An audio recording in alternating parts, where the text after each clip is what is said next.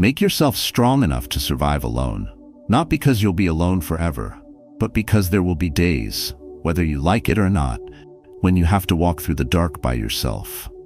There will be quiet seasons, when no one texts, no one checks in, and no one stands beside you. But that isn't the end. That's the beginning of real growth. Because when you learn how to stand without applause, when you stop relying on recognition to feel worthy, from that moment on, no one can take your strength away. We're often taught how to work in teams, how to connect, how to love. But rarely are we taught how to sit with ourselves, how to embrace silence, or how to find light within when the world goes dim outside. And that's what we're going to explore today. If you've ever felt left out, overlooked, or like no one truly understands you, let this message be the mirror that reflects the strength you've always carried within. Share in the comments, what was a moment when you had to stand alone, and what did it teach you? Don't forget to subscribe if you find value here, and come back to listen again. Not once, but as often as you need. Because strength doesn't come from hearing this once, it comes from practicing it every day. 1. Solitude is preparation, not punishment. The biggest tree in the forest doesn't grow in the shade of others. It stands alone, taking the brunt of the wind, the full force of the rain, the harshest glare of the sun. And because of that, its roots grow deeper, its trunk stronger, its reach taller. You must begin to see your own solitude this way. Not as rejection, not as failure, but as foundation. Because there will come a season when your phone goes quiet, when no one checks in, when the table has only one plate. And in that silence, the mind plays cruel tricks. It tells you you've been abandoned, forgotten, overlooked. But the truth is quieter, deeper, and much more powerful. You are being forged. Most people fear stillness because they have never learned to master it. They run from quiet moments, flood their minds with noise, and keep company just to avoid facing themselves. But what if you stopped doing that? What if you chose to see every moment of solitude as sacred? Because that's what it is. A private gym for your mind, your discipline, your soul. I had a friend once, the kind of man who lit up every room, always surrounded by people. But when life struck, when the job disappeared and the crowd faded, he fell into a kind of paralysis. He didn't know how to function alone. But that storm gave him something no success ever could. It introduced him to himself. He rebuilt not from praise, but from practice. Not from support, but from silence. He learned new skills, sharpened his discipline, and reshaped his identity. Not in the spotlight, but in the shadows. And maybe that's where you are right now. Wondering why life has pulled you back. Why is no one clapping? Why does the room feel so empty? But ask yourself, when was the last time you gave yourself undivided attention? When was the last time you stopped chasing applause and just listened to your own breath, your own thoughts, your own truth? See, real power doesn't come when you're surrounded. It comes when you stand still and realize that solitude is a mirror. It reflects not what you show others, but what you hide from yourself. This is not punishment. This is personal training. You are being equipped, not for a quiet life, but for a stronger one. And that strength, the kind that lasts, cannot be borrowed. It must be built. The world may applaud your highlight reel, but it will test you in your lowest moments. Will you collapse when no one notices your effort? Will you quit when the room stays silent? Or will you keep going, precisely because you've trained for this moment in private? Solitude is not weakness, it's a decision. A commitment to rebuild without witnesses, to grow without validation, to become unshakable, not because life is easy, but because your roots are deep. And deep roots are not formed in noise, they are formed in stillness. They're formed in early mornings when doubt whispers, but you rise anyway. In long nights where you learn to carry your own weight. In decisions that nobody sees but define everything. So the next time you find yourself alone, stop asking what went wrong. Ask what's being built. And don't waste that silence. It's a rare, powerful space. A space most people run from. But if you can learn to stay, to listen, to practice resilience there, then you'll carry something inside you that no applause, no company, no approval could ever give. You won't just survive solitude. You'll walk out of it emotionally unshakable, with a mindset so grounded it no longer craves permission. You'll know then what few ever discover, that being alone was never the danger. Depending on others for your strength. That was. 2. When you no longer need comfort, you become a threat to mediocrity. Some people can only move forward when they have a map, a voice guiding them, and a green arrow blinking on a GPS. Without it, they hesitate, second guess, and stop altogether. Others walk with no map, no instructions, just a deep trust in their inner compass. They don't need external validation to make a decision. They don't stall at every fork in the road. They move because something inside says, go. And that voice is louder than doubt. That's the difference between those who wait for comfort and those who've trained their minds for clarity. When you stop needing comfort, applause, or affirmation to act, you step into a different category of strength, one that the world can't measure and mediocre minds can't understand. There's a man I know, not famous, not flashy, not credentialed, no degree on the wall, no approved label by society. But every morning at 5 a.m., he wakes up, makes his tea, opens his notebook, and writes his goals. No one sees him, no one claps. He's built 3 businesses on discipline alone. When asked how he did it, he says, I stopped waiting to be understood a long time ago. That's the kind of strength that comes when comfort is no longer required. He doesn't chase convenience. He doesn't wait for motivation. He simply moves. And that movement disrupts people who are still waiting for permission. Your presence alone begins to threaten those still addicted to softness because you remind them of what they could be if they stopped hiding behind excuses. The truth is, comfort can make you weak. It teaches you to reach only when it's easy, to push only when someone is cheering, to rest the moment resistance shows up. But greatness doesn't live in the comfortable. It lives in the uncomfortable. It lives in the early mornings when no one's watching. In the long nights when everyone else has quit. In the stretch of silence where you keep building even when no one notices. When you become that kind of person, the one who acts without reward, who shows up without applause, you become something dangerous. Not to others, but to everything small, soft, and stagnant within yourself. And that's when things shift. You'll notice people start pulling back. Not because you've changed for the worse, but because you've evolved past their limits. Your discipline becomes a mirror. And mirrors are uncomfortable when people are avoiding the truth. That's why the stronger you grow, the lonelier it may feel. But that isolation is not punishment. It's confirmation. Confirmation that you no longer bend for comfort. You no longer seek permission to keep going. You're no longer available for small thinking, reactive energy, or the praise addiction that keeps most men stuck. You've stepped into the quiet confidence that doesn't shout but never shakes. That's a threat to mediocrity, because mediocrity depends on comfort to survive. But you've learned to outgrow comfort. You've trained your mental muscles to thrive without it. When a man no longer needs to be coddled, he becomes untouchable. He walks through chaos with calm. He works through setbacks without panic. He rebuilds in silence and doesn't explain his process. He no longer waits to be saved because he is the one who shows up for himself. This is emotional self-mastery. This is the mindset of quiet resilience. And once it's built, it can't be faked and it can't be stolen. The man who no longer seeks comfort doesn't just survive, he leads. Not with noise, but with stillness. Not with hype, but with depth. And when the world finally realizes what he's become, it will be too late to catch up. Because while they rested, he refined. Don't make a stage for people who don't deserve a seat. There comes a time in every man's life when he must confront a hard truth. Not everyone clapping is clapping for you, and not everyone sitting front row deserves the seat they've been given.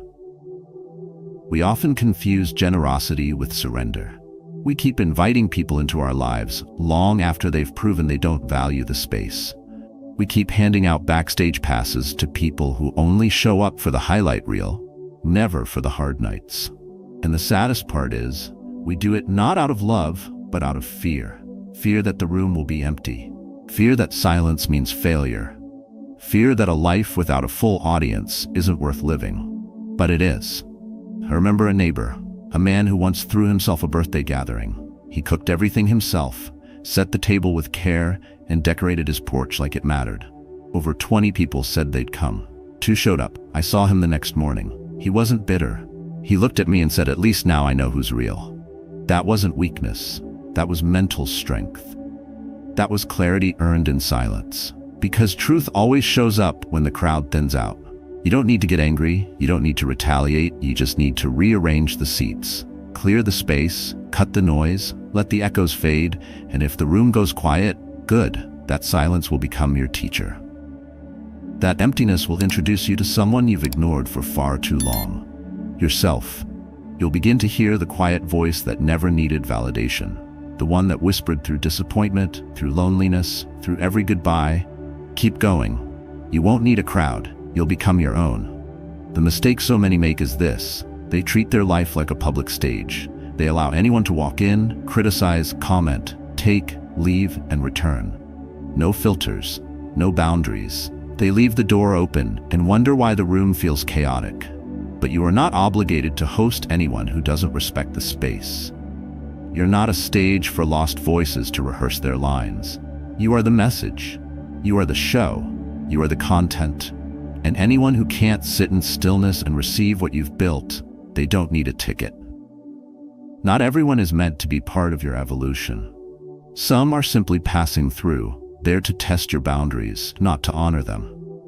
And when you finally stop performing for people who only watch to judge, a powerful thing happens. You begin to perform for purpose, not for praise. You begin to lead yourself, not entertain others. That shift changes everything. Because once you stop placing your peace in the hands of people who can't hold it, you become unshakable. You stop overextending.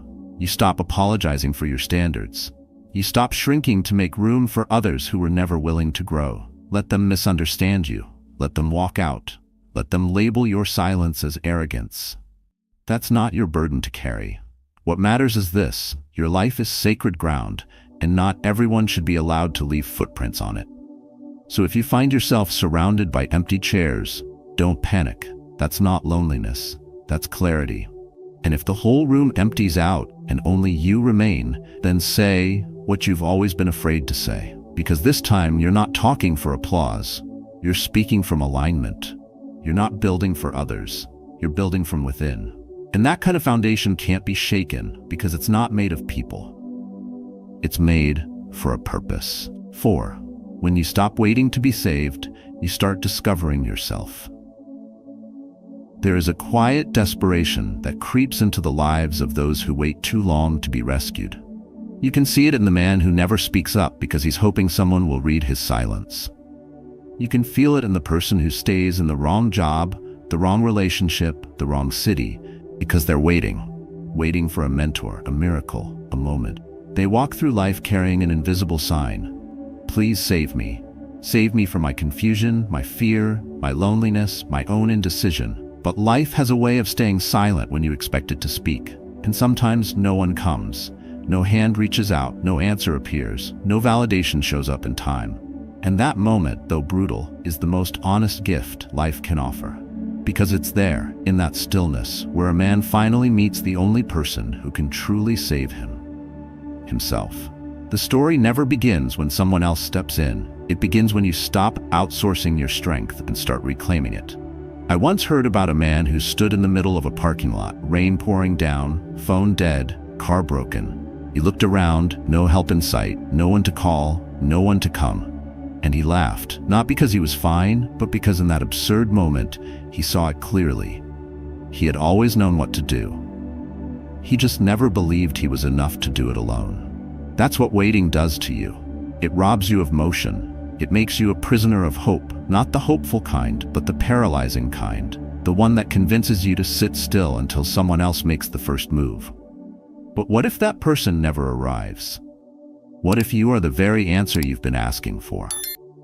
When you stop waiting to be saved, everything shifts. You stop romanticizing rescue and start practicing resilience. You stop assigning your peace to people who don't even understand your battles. You stop delaying growth for the possibility of someone else showing up and doing the work for you. Because no one's coming to pull you out of that bed at 5 a.m. No one's coming to say you are worth it if you don't first believe it yourself. No one's coming to silence the inner critic that only you can confront. This doesn't mean you won't have love or support or connection. But it means those things are no longer requirements for your survival. They become gifts, not guarantees. And that's when you become dangerous to the status quo. Because a man who doesn't wait to be saved becomes the architect of his own power. He begins building when others are still asking for permission. He acts before applause. He decides before the consensus is formed. He learns to trust the quiet voice within, the one that knows the way but has been drowned out by noise for too long. You don't need a cape. You don't need a title. You need discipline, self-respect, emotional strength, the kind of inner clarity that doesn't flinch in solitude, the kind of mindset that says, if I must walk alone, I walk anyway. So stop scanning the horizon. Stop rehearsing your pain in the hope someone will hear and fix it. Begin. Move.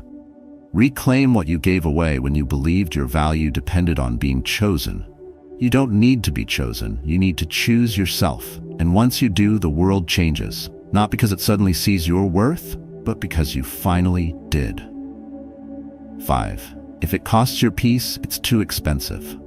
There are things in life that drain you so slowly, you don't even notice until your energy is gone. A conversation that lingers in your chest long after it ends. A name that flashes across your screen and makes your stomach turn. An obligation that feels more like a trap than a choice. These are the quiet thieves of your peace. They don't scream. They don't come with warnings. They wear the disguise of normal, of friendship, of loyalty. But deep down, something feels off. And that something is what you're learning to trust. A friend once told me, I thought I was being mature by staying quiet, by accommodating, by keeping the peace. But I wasn't keeping peace. I was sacrificing myself for silence. That hit me. How many of us confuse self-erasure with emotional strength? How many times have you tolerated tension in your gut just to avoid tension in the room? How many times have you left a meeting, a dinner, or a phone call feeling smaller than you entered? That's not maturity. That's a cost. And if your peace is the currency, you're overpaying. Peace isn't passive. It isn't about candles or background music or well-filtered moments on a feed. Peace is active. Peace is the mental clarity that comes from choosing alignment over approval. Peace is walking away when everyone expects you to stay. Peace is saying no without guilt and not explaining that no for 300 words after. Peace is setting a boundary and keeping it when no one else agrees. And that's the hard part. Because the moment you begin protecting your peace, people will push back. They'll call you distant, cold, and selfish. They'll accuse you of changing, of being difficult, of forgetting where you came from. But that's only because your boundaries now threaten the access they once abused. You are no longer available for every request, every conversation, every unspoken emotional obligation. And that freedom, it unsettles people who only liked you when you were easy to manipulate. You don't need to be cruel to be clear. You don't need to burn bridges to walk away. You don't need to fight to release what's been quietly fighting against your peace for years.